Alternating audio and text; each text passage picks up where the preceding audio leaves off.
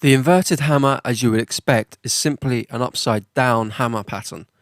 This is a bullish candlestick that indicates reversal and must appear in a downtrend. It must have a small body that can be black or white, have a long upper shadow and contain little or no lower shadow. And an inverted hammer in an uptrend is called a shooting star.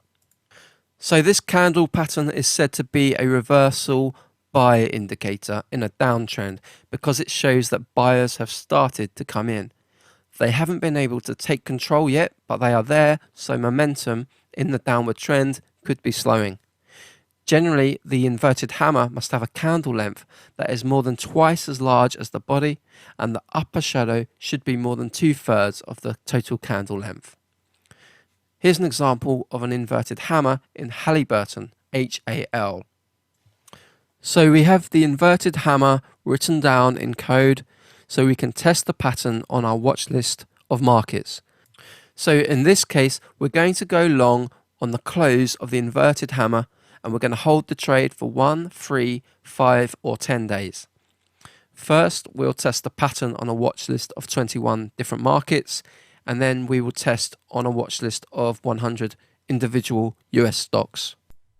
So as you can see from the first table on the left, buying the inverted hammer on the close and then holding the trade for 1 day produced a profit on both tests.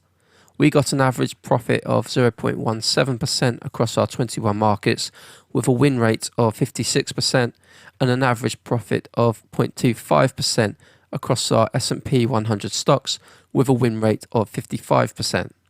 Both results are better than our benchmark return. The inverted hammer pattern was also a profitable signal using a 3-day holding period.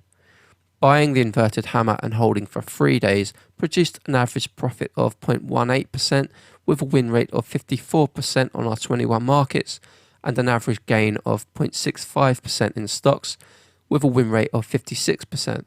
And this average was based on over 1,500 trades. Looking at the 5-day holding period, the inverted hammer performed less well in futures and forex, but again it did well in stocks. We saw an average gain of 1% in stocks per trade with a 57% win rate.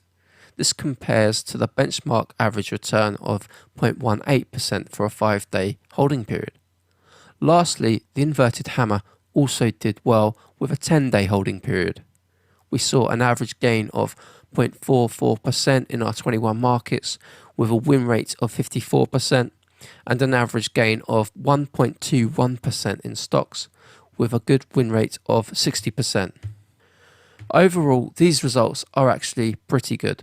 We have beaten the benchmark on every test and produced some good numbers with a healthy number of trades.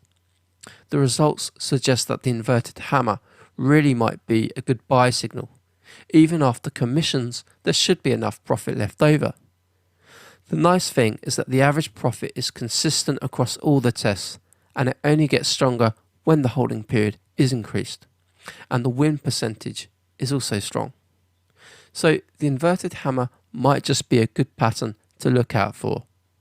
Next up, we'll look at the shooting star. But before we do so, I've also included a graphic of the equity curve for the 10-day holding period on stocks, so you can get another idea of the performance.